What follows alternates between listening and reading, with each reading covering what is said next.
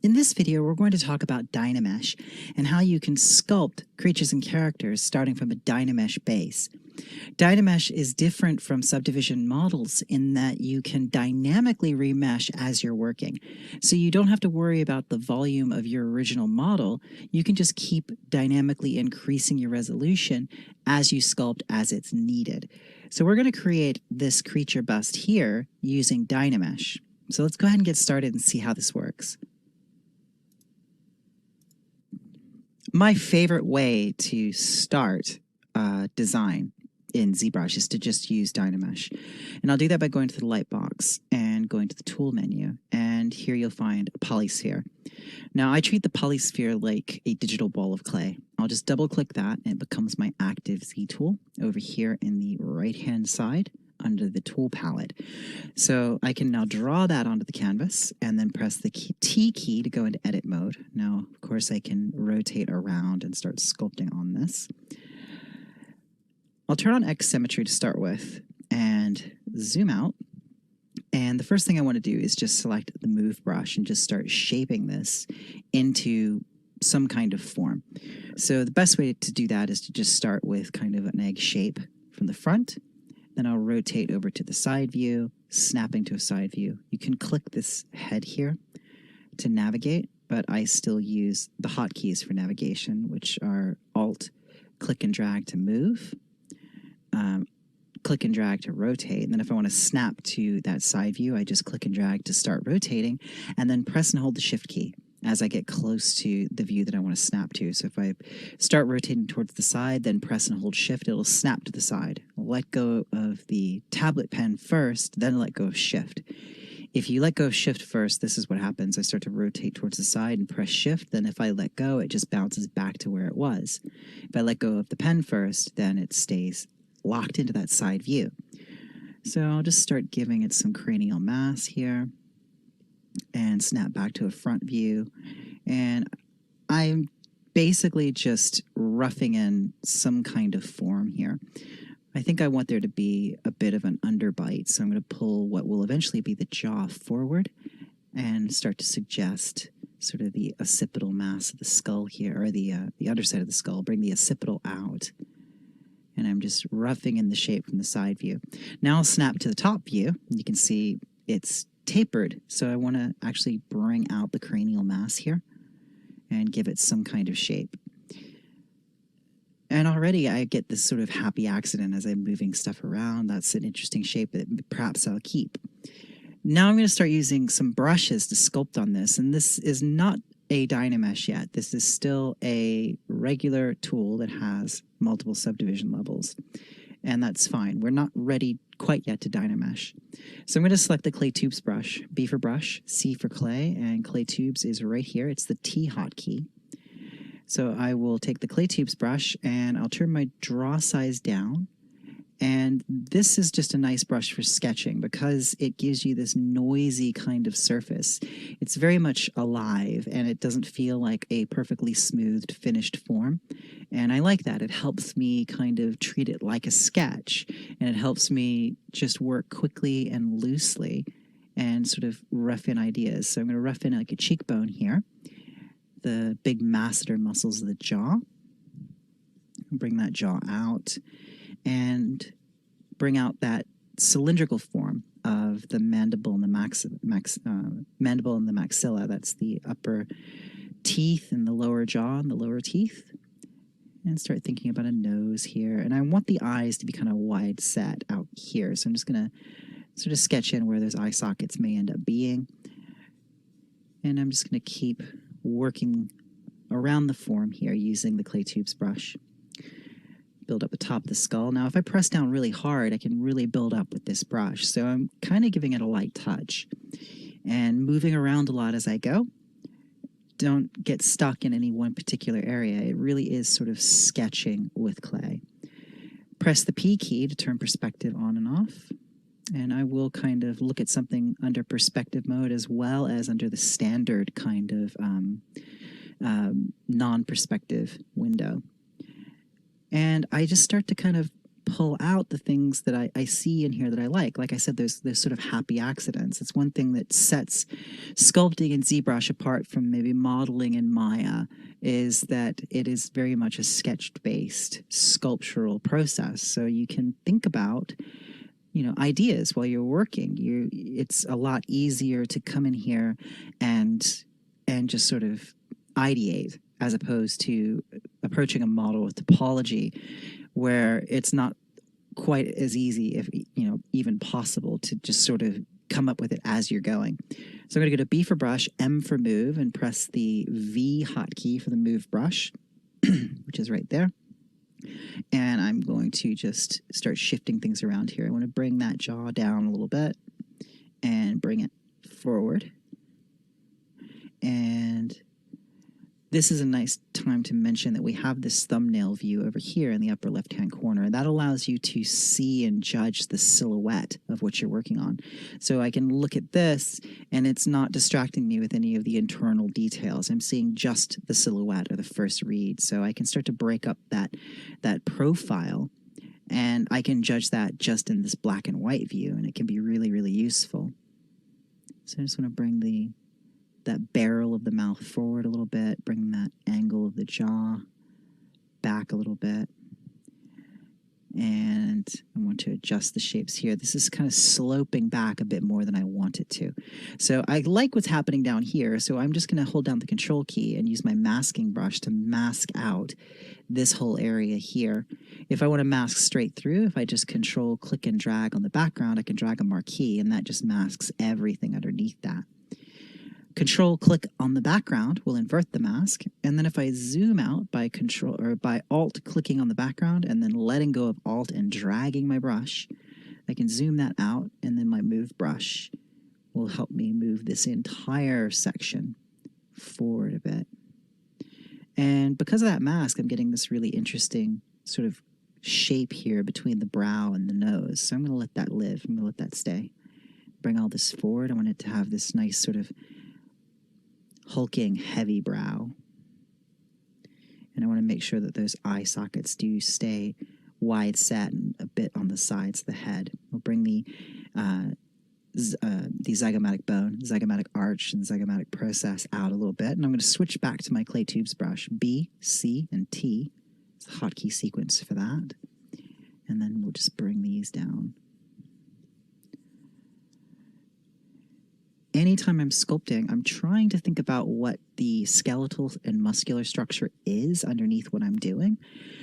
And you don't have to, you know every anatomical detail, just as long as you've got kind of a clear picture of how a skull works. You can think, well, if I have a cheekbone here, then I have to have a zygomatic arch, zygomatic process. I have to have some kind of structure here for the maxilla. That's the upper jaw, so to speak. It's where the teeth that are attached to the skull. And I know that is cylindrical, so that can help guide what I sculpt. So I'm thinking about these big brow shapes here, and just using still that clay tubes brush. Control, click, and drag on the background will clear the mask, and then if I hold down the shift key of my smooth brush, so I can just do a little bit of smoothing here. Now, when I'm sculpting, I really like to be gestural and quick and sketchy. So the smooth brush is really strong by default. You see, it obliterates things. So what I will do is I will press the shift key. That activates the smooth brush. So watch my Z intensity here. When I press the shift key, the Z intensity changes. That's because the Z intensity is different for the smooth brush than for the clay tubes brush when I let go of shift.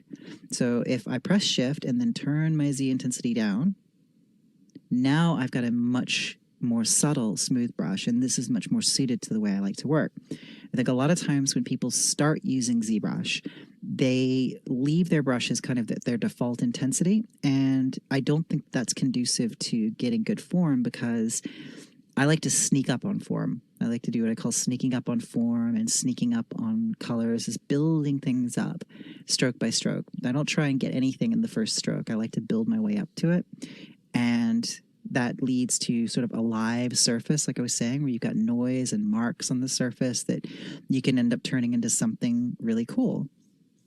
That's just sketching. I'm going to switch to the dam standard brush. B for brush, D for dam. Dam standard is here. It's the S hotkey. And I'm just going to sketch in some forehead wrinkles here.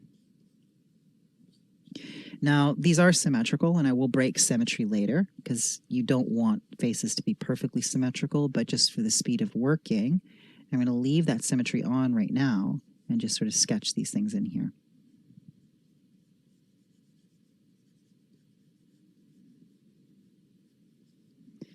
There we go. And I'm going to start suggesting where a mouth will be, about there. So at this stage, I am ready to Dynamesh. So Dynamesh is different from a subdivision model like this. With a subdivision model, I can step up and down my subdivisions. I can go to level 1, which is very, very low res. And then if I press the D key, I can step up to a higher subdivision level, as you see here. Now, if you work with a subdivision model, you are pretty much limited to the volume of your original mesh.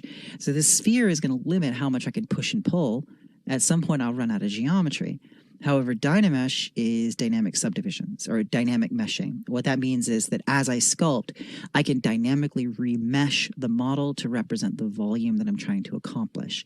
So for example, if I wanted to pull a neck out of this, which I definitely do, I never like a design that's just a head floating in space. It just feels decapitated. It's weird to look at.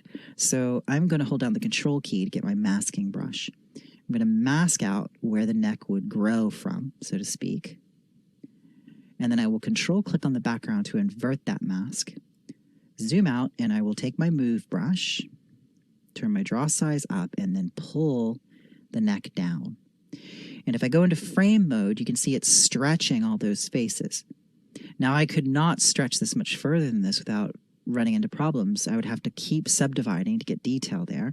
And eventually, I would just get to the point the mesh was too dense, or I just could not stretch it any further. So this is where Dynamesh comes into play. So if I turn off frame mode, you see that I've got a mask on here. So I need to clear that mask. I will go to Tool, Geometry, Dynamesh, make sure I'm at my highest subdivision level, and I want to change my resolution. 128 might be okay. I'll test it by clicking Dynamesh. And because I have subdivisions, it says this mesh has multiple subdivision levels. Always say no. What this is doing is it wants to freeze those subdivision levels, so when you unfreeze them, you can recapture all your subdivs. Problem is, it doesn't really work the way you might expect, and I will show you at the end of this a much, much better way to accomplish the same thing. So I'm going to say no, and that deletes my subdivision levels, and now I'm Dynameshed. And that's actually a decent subdivision, or a decent resolution for my first Dynamesh. If I go into frame mode now, you can see what that looks like. If I undo it, that's what it looks like before. If I redo it, you see what it's basically done is it's sliced everything up into all these evenly spaced quads and just blanketed that whole mesh, just like so. So I'll turn frame mode off. And this is the way Dynamesh works. If I mask out the shoulders here, Control click on the background to invert that mask, and then take the move brush, and we'll stretch the chest out and down like this. Okay, go into frame mode. You see that's stretching out. Now watch what happens. If I Control click and drag once while I have a mask on the surface, that clears the mask. So Control click and drag is a way of clearing your masking. If you're in Dynamesh mode and you Control click and drag and there is no mask, it Dynameshes. You see it just rebuilt those stretched faces. So it's really great because you can just interactively and very, very quickly go through here and sketch, create new forms, add new shapes, and then dynamically remesh it with Dynamesh. Now, the drawback to Dynamesh is that you don't have your subdivision levels, and that's one thing that's made it hard to teach ZBrush ever since Dynamesh was created. I was talking to one of the trainers at Pixelogic about this years ago. It's like, we both love Dynamesh, but it has made it a little bit harder to teach ZBrush because you absolutely want to learn how to sculpt with subdivision levels, and you want to finish your models with subdivision levels because that allows you a degree of control over subtlety and making big shape changes. With Dynamesh, you're always going to be dealing with several thousand polys. Like there's no subdivision levels anymore. Dynamesh doesn't support subdivision levels. So that means I can't step down to a lower level and start making big shape changes that propagate back up the chain.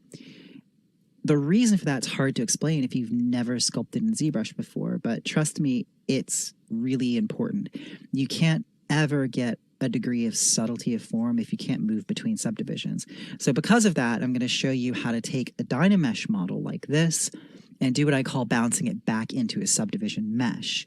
Basically, we can sketch or ideate in Dynamesh and then bounce it back into a subdivision level once we've established our volumes.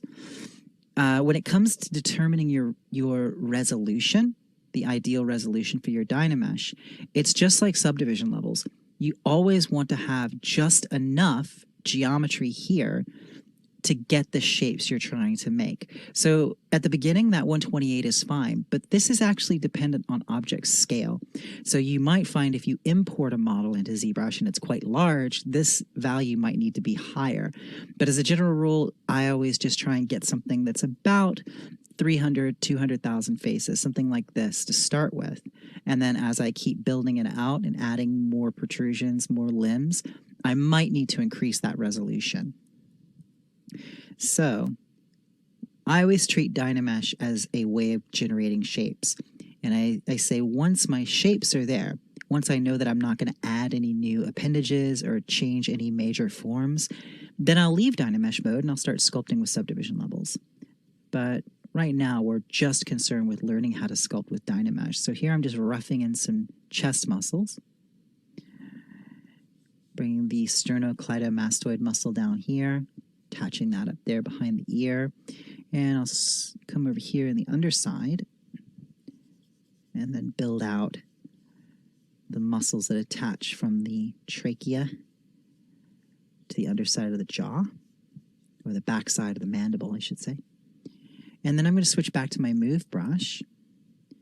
And then just from the side view here, I'm going to pull these down a little bit. And I can see in my silhouette view there, those changes reflecting in the profile. Right there. So we'll bring this little bit of the jaw down. And then bring that out.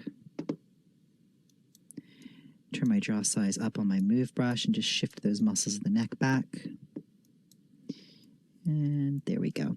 Now I'll go back to my clay tubes brush and I'll start bringing those muscles, the shoulders, that's the trapezius muscle. Bring that out and around this way, attaching to shoulders which aren't there yet, but I'll show you in just a moment how we add those. I just want to do a little bit more sketching here. So I'm seeing these really nice little happy accidents here. I'll take my damn standard brush. I'm just going to cut out a little negative space there. And I like the idea of there being like a central aperture in the nose there. Maybe there'll be another couple little nostrils here. And again, I'm going to just sketch in where the mouth will be, but it doesn't have to be terribly resolved just yet. It's just sketching right now. Get the corners of the mouth there, and I'll take my clay tubes brush again. Now this time, I've blocked in most of my major shapes, so I'm going to click the alpha and turn the alpha off on my clay tubes brush. I will take the focal shift, which is this slider here, and turn it down, and that gives me a greater fall off in the brush.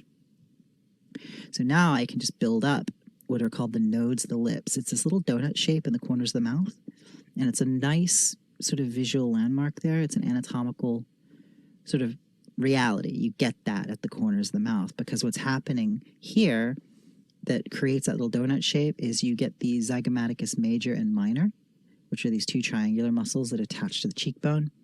You have the buccinator, which comes here from the angle of the mandible.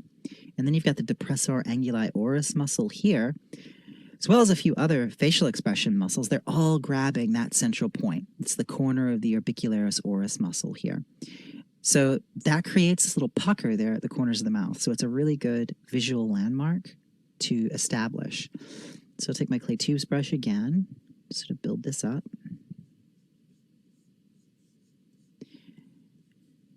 And at this stage, I don't want to get lost in any one particular detail. I just want to keep working my way around.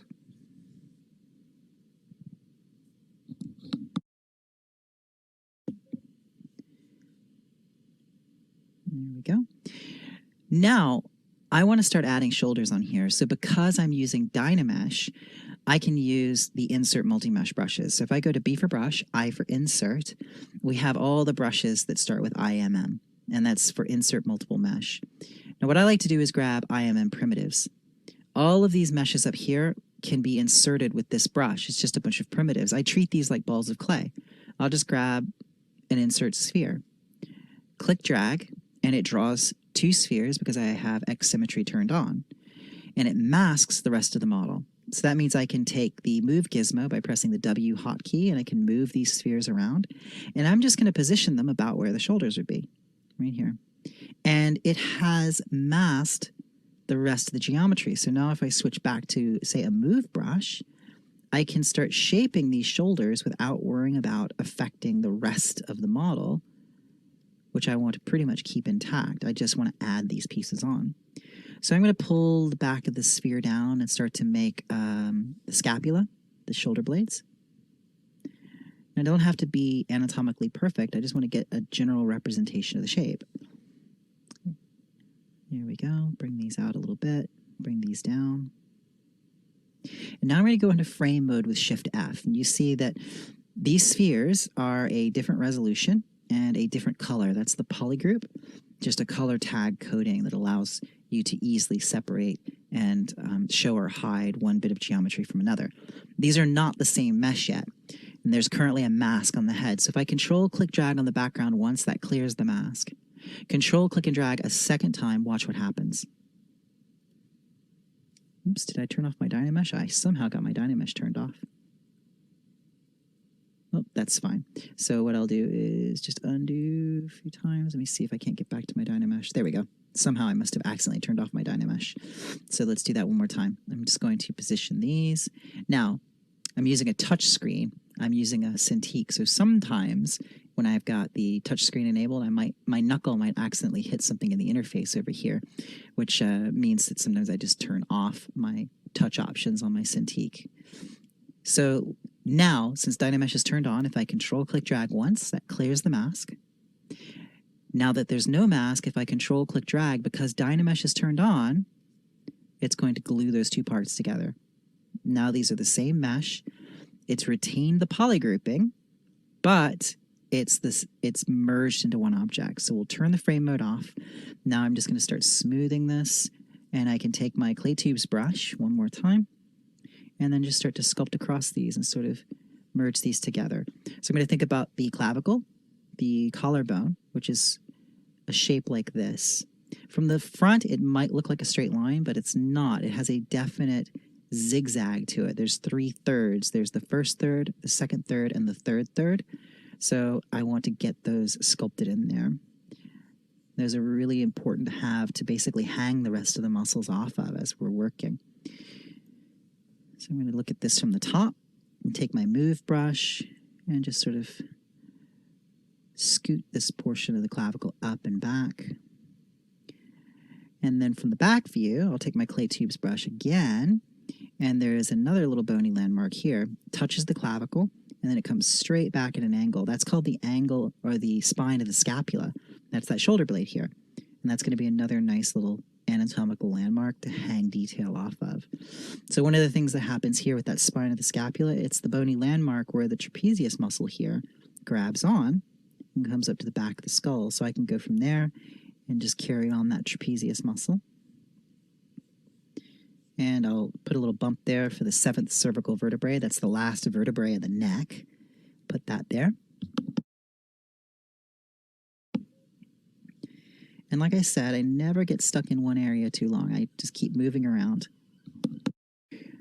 So we'll zoom out and take a look. So at this stage, I want to scale the body up so the head's a bit smaller, because if I have a smaller head, it's going to make everything feel a bit bigger in terms of like a big hulking sort of body. So I'm going to mask this out just by holding the control key and masking. So now I'm going to take the gizmo, W for gizmo, and if I hold down the Alt key, I can click the corners here and drag this up. And I'm going to turn off X symmetry and press the go to unmasked mesh center button there, and then hold down the Alt key so I can move the pivot without moving the object. So I'll put the pivot at the base of the skull, right here. Now what I want to do is give the impression of a much larger body, so I'll just scale this up, and that's immediately going to start bringing this into more of the realm that I want it to be, kind of a big, hulking, kind of beastly creature. So now, of course, that's going to adjust where I need to place this from the side view, and then I'll just go back to my move brush and start to, I kind of like this little hanging bit of skin here, so we'll leave that there.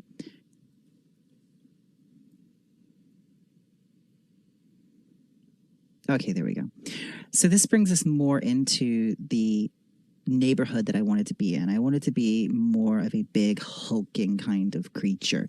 So I'm going to turn my focal shift down on my clay tubes brush with no alpha, hold down the Alt key, and that makes the clay tubes a subtraction brush. And you see what this does is it sort of planes these things down. So I need to make sure I've got my X symmetry on for that. So turn on X symmetry. So I've got dots on both sides, and I'll just hold down the Alt key and knock this back. There we go. And bring this back around here. And then use the clay tubes brush to fill in any of these recessed areas here. Building up the occipital, back of the skull. Bring this trapezius muscle down. And then building up the deltoid, the shoulder muscle here.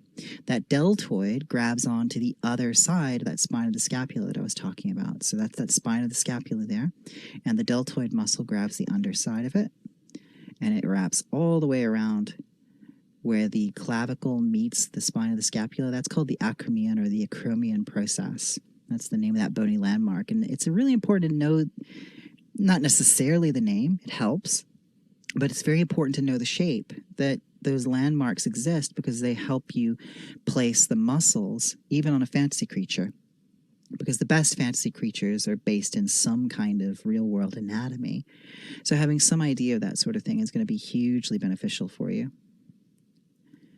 Being able to work out how things are going to fit together. So I'm going to take my standard brush, B for brush, S for standard, and then the T hotkey. Oops, B for brush, S for standard. It's the standard brush, I think, is actually changed.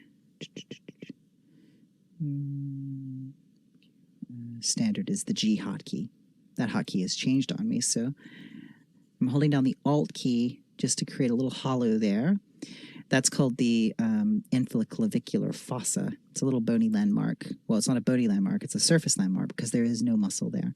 That's a hollow between the deltoid and the pectoralis.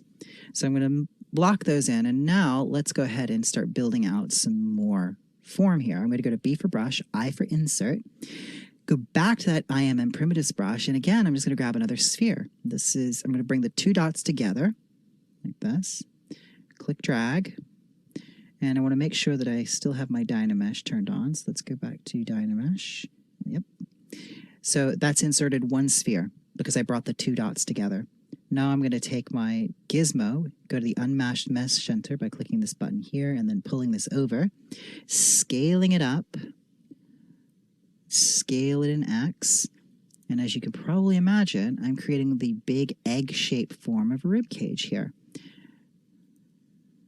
I'm going to go back to my scale. I'm going to scale it in the Z-axis and rotate it because the rib cage sits at an angle. It's not like your torso isn't a pillar. Everything isn't organized, just one thing stacked on top of the other, which is a really common mistake. So remembering sort of the offsets between the masses is really helpful. I'm going to go back to my clay tubes brush, and I'm just going to etch away the thoracic arch here. Now, I can be really kind of broad, but also quite specific in the skeletal forms here because I'm just going to be filling these things out with other mesh inserts. So I can actually put the rib cage here pretty accurately in terms of its negative spaces because we're going to fill that out with another sphere later on for the abdomen. So I'm just going to smooth this back a bit, bring this up, make sure that everything is sitting where I want it to be sitting. And I want the chest to be a bit broad. But remember, there are muscles sitting on top of that. So I don't want the rib cage itself to be exactly the size that I want the torso to be ultimately. I want to leave some room to go in there and sculpt muscles on top of it. So there we go. At the beginnings of a rib cage, and control click drag once clears the mask, control click drag a second time executes Dynamesh. So if I go back into frame mode, you can see it's divided that up. It's also baked in the faceting, but just hitting it with the smooth brush takes care of that.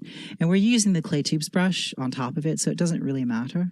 So now I'm going to take my clay tubes brush and I want to get the pectoralis muscles, which are right here. They're coming over here and attaching to a humerus, the arm bone that's not there yet, but will be. So I'm just going to use these to sketch in those muscles. And I might, at this point, turn that alpha back on just to get a little bit of a more aggressive kind of brush, a noisy brush, as it were. So I'm just bringing these muscles forward. And now what you're going to see is that starts to create the front wall of the armpit. I'm going to take my standard brush and then push all this up inside because this is where the arm's going to attach. So basically that's the inside of the armpit. And then we get this part here. Well, that's that scapula. It's the shoulder blade. And the muscles that attach to the shoulder blade. Those are the teres major and minor. They're these muscles that, and the infraspinatus. So there's basically this triangle of muscles right here on the scapula, and that forms the back wall of the armpit. So let's put an arm in there. So there's two ways we could do that. We could build an arm out of spheres, or we could go back to our IMM brush, and there is a brush here for IMMB parts, and this is just body parts. Now don't think of this as cheating. This is kit bashing. This is just like photo bashing in Photoshop. It's taking existing pieces and combining them in new ways. There's a male arm, a female arm. Just grab it and then click drag, and you see it inserts that into the mesh. Now, they're obviously not the right size, but if I go to the gizmo again and then go to unmatched mesh center, I can center that on each one. And we can hold down the Alt key and change that pivot point and bring this back down. And I will rotate these around the Y-axis, and I just want to position these more or less where they belong. It's a little bit humorous right now. But humorous, get it? It's a little humorous because they're too small. So we'll scale them up. That was a pun. I like puns. Puns are the height of humor. There we go. So now I'm going to take my move brush. So notice that it has masked everything else, which makes it very easy for me to take these arms and match them up pretty well. So push that in, and I just want to get that deltoid more or less lined up. The important thing is that the bicep is going up and hitting under the pectoralis muscle there. Might take the move brush or the move gizmo and move that over just a little bit. Now I can control click on the background and invert my mask if I want to adjust the Dynamesh portion of the model right now. Then control click again to invert my mask again. I can push that part in. I can also add to my mask. If I control click and drag, I can drag a marquee, and I've masked now part of the arms. So maybe I want to take my move gizmo. Let's position this down here inside the arm. And then if I hold down the Alt key, I can adjust the angle of the gizmo. So now if I were to take the move and move it down, I can stretch the proportion of those arms down a little bit. There we go. And maybe I want to mask out all of this. Mask this out. Now I have not Dynameshed yet. I'm still in just a mesh insert right now. I'm still manipulating this before I glue it together, as it were. If I hold down the control key while I click and drag on scale, I can scale this up uniformly like that. If I scale it without holding down control, it does this. Now either one of those might be fine, but I'd still have to move this back into position. I just wanted to enlarge the hands. I'd also like to just sort of fuse the fingers together. So what I'm going to do now, I'm actually going to clear my mask, but I'm not going to execute Dynamesh yet. Dynamesh has not been executed. These are still two separate objects. I'm going to mask out just these two fingers right here using the control click drag marquee. invert that mask. And then I'll just take the inflate brush and sort of inflate them so they are sort of merging together into one another. And I'll do the same thing for these other two fingers here. It's effectively going to create just a hand with basically two fingers. So let's inflate these, maybe make the fingertips really big. And maybe I will mask down to here and bring that transpose line. Oops, hold down the Alt key so I can move it. Bring this transpose gizmo, I mean to say, not the line. Bring this transpose gizmo over here. And I'm still holding down the Alt key so I can adjust the angle. Let go of Alt, and then I can stretch those fingers out like that. And with the inflate brush, I'm going to inflate from this side. Now, the reason I've done that is anything where the mesh is sort of interpenetrating itself, watch what happens when I Dynamesh. Control-click drag once, clears the mask. Control-click drag a second time, executes Dynamesh. And look at that. It glues those together. So now those are fused into a single object. And I kind of like this little negative space there. I'm going to take the inflate brush and build up the thumb, build up these fingertips, and then zoom out. I'm going to take my clay tubes brush, and I want to make sure that the forearm fits with the hand. I'm just going to build this up a little bit, trying to maintain my bony landmarks here. There's the elbow. So I want to make sure that I don't kind of go off from where the anatomy should be here. Use my smooth brush to sort of smooth that back a little bit. I'm going to build up the flexors, or excuse me, the extensors of the forearm here, coming down to that hand. And the flexors are under here. I'm just going to build those up. And again, don't get too lost in any of the details yet, even being too specific with anatomical structure. You don't need to put every single muscle in there. I just want to get the direction and the flow like this. These are the extensors that are coming around here. And remember, we have our elbow here. There's the elbow, and then there is a little bony landmark right here on your wrist. That's the only kind of wrist bone you can actually see on the surface. That's the lateral epicondyle of the ulna. And the important thing about that is that this right here is the olecranon process of the ulna, the technical term for your elbow. There is a straight line that goes between those two, more or less straight. And the reason I call that out is this is a really great way to sculpt forearms. If you know that line is there, that forms the dividing line between these muscles on the back of your forearm. Those are the extensor muscles that stretch your fingers out. And then on the other side of that, on the underside, you have your flexors. And they both butt right up against that bony landmark of that line. So it's just a nice way to keep your bearings as you're sculpting a forearm, is to just be aware of that portion, that little detail, and how it can help guide you where you put things. So I'm just going to sculpt this out, and I want to smooth that back a little bit. So just hit it with the smooth brush, and let's fix that faceting there. There we go. So great. I'm going to go back to B for brush, I for insert. I'm going to go back to my IMM primitives, grab a sphere, and I'm going to insert a sphere there in the tummy area. W for move. Bring this back. And once again, we're just going to take the move brush and shift this into place. I think this would look interesting with kind of a little belly. So I'll put this little belly there. And if I go into frame mode, you'll notice that everything's been polygrouped automatically. Everything that was added separately has gotten its own polygroup. So I'm going to hide the arms just by Control-Shift-clicking on each polygroup to hide them. If I turn off frame mode now, it just makes it easier for me to see what I'm doing if I don't have to look through the arms to see it. So I'm just sort of creating the central pillar of the body here. I like the idea of that, like I said, having a little pot belly. Now I'm going to Control, click, and drag twice to execute Dynamesh, and that will glue those together. So let's, oops, I need to make sure I show everything again. Control, Shift, click on the background, and then clear the mask, execute Dynamesh. Now that's glued together. So let's go ahead and hide those arms again. And go to B for brush, I for insert. We'll grab that primitive brush again. And I'm going to insert 2 spheres here for the hips and use the transpose gizmo to bring them together like this.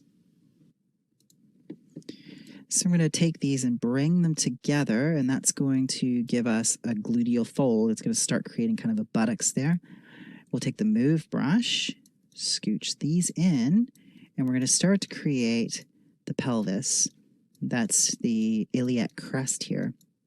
So basically I'm just sculpting the surface landmarks of the hips. And I just want to bring these forward a bit so I can see them on the surface, because that's generally a surface landmark, depending on like the body fat percentage of the person and their physique. But I think this creature, it would be nice to see that. So I'm going to zoom out and take a look at what we've got here. And I think that those could get larger. So I'm going to center that pivot and scale that up a bit, bring that down. There we go.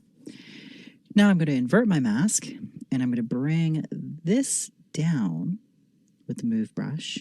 And that's going to be attaching to the pubic bone, which is the front of the pelvis right there.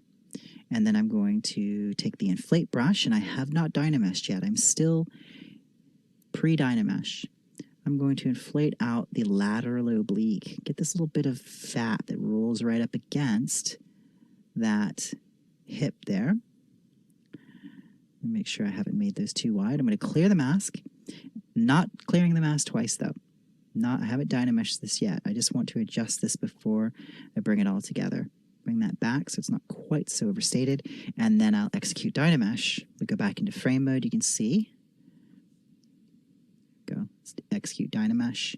I forgot that I needed to show my arms again. Now I am able to Dynamesh. So let's undo that. Show all. And Dynamesh. And now that's glued together. So I'm going to take the smooth brush, smooth this back. I'm going to hide those arms again. And I'm going to take my clay tubes brush, and I just want to sculpt across the transition between these shapes.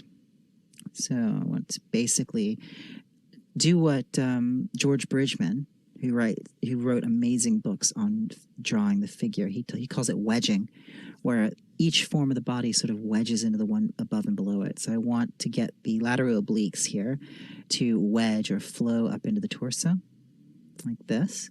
And then I'll take the smooth brush and knock a bit of this back. Knock a bit of this back. And while I'm over here, I'm just going to take the Dam Standard brush and just sketch a few little lines here. Those will be the serratus muscles at one point. And I'm just going to suggest ribs here. I don't have to be really specific. I'm just being sketchy. There we go. And build up that pectoralis muscle. Let's get this fixed up a little bit. Bring this down here. And the abdominal muscles here. Now there's a bit of like tummy fat here, so I'm going to let those not be quite so defined as maybe they would be if this creature were more muscular, or not muscular, had less body fat in its central body. There we go. So now we show the arms again. It's starting to kind of come together.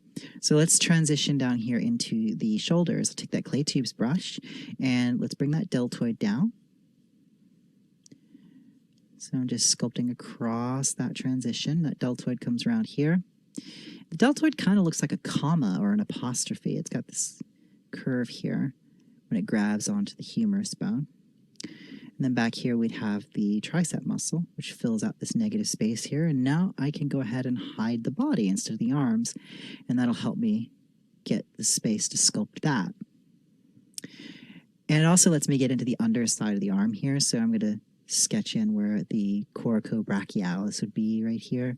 And I don't have to be really, really specific. I just want to make marks for where these things belong and then refine the surface as I go along. I don't want to try and get every muscle perfect right out of the gate, because it will take forever and it won't look right. If you sculpt like the body piece by piece instead of sculpting it as a whole, it's going to be disappointing. It's not going to work because you have to bring everything up kind of at the same time for it all to be sort of unified shapes.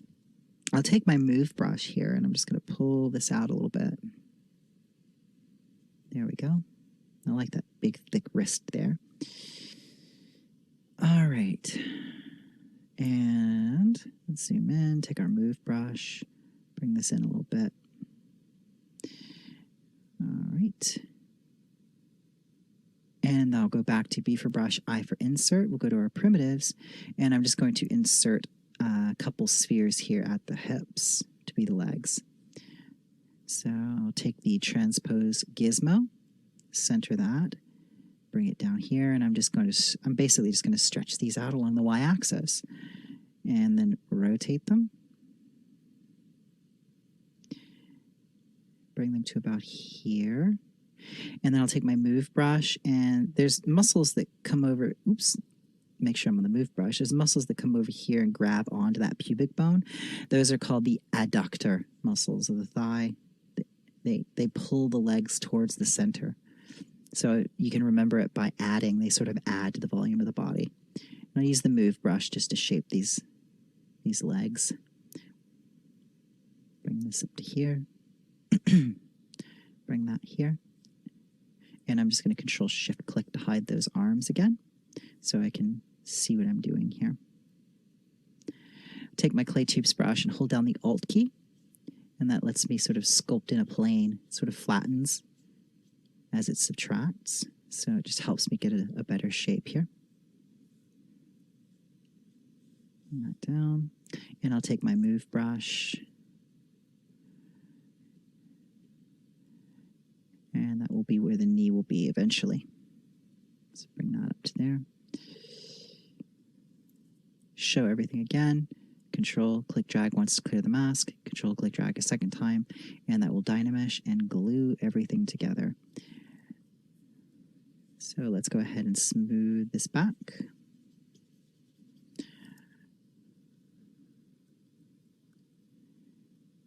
And let's come back up here to the chest. Take my clay tubes brush, and I just want to carry these muscles of the neck out towards the chin. Take my move brush, and let's pull the corners of the mouth back a little bit and down. And now let's add some eyes in here. So we're going to use a subtool to add eyes. So subtools are basically just a way of grouping multiple Z tools together. So if we go to the light box and look at the tool menu,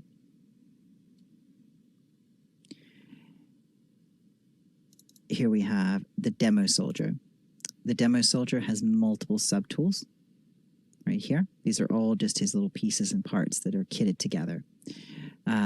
It allows you to rotate and move around and then move between subtools and sculpt on those individual parts. So if we go back to our guy here, we want to put some spheres in here for eyeballs. So to add a subtool, it has to be loaded into the tool menu here. So if I'm just going to do some spheres, I'll just go to the light box, tools, and just open up a new sphere. It looks like it's replaced the creature, but it hasn't. It's just added it to the active tool.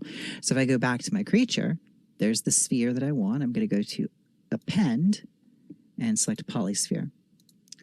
Click that so it's the active subtool. And if you turn on transparency, you should be able to see that the sphere is actually sitting inside the head.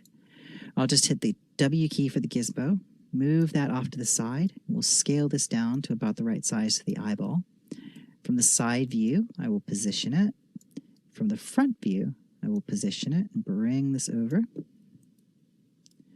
And then scale this down. Bring that forward. There we go. Now I'm going to Alt-click on the body, and then that changes my subtool selection. If I Alt-click on the eyeball, now that's the active subtool. I'll click on the body, now the body is. You could also just click directly here in the tool menu and select them. I'll turn on transparency so I can see through the eye subtool. And what I'm going to do is I'm going to mask out all the faces inside the eye socket.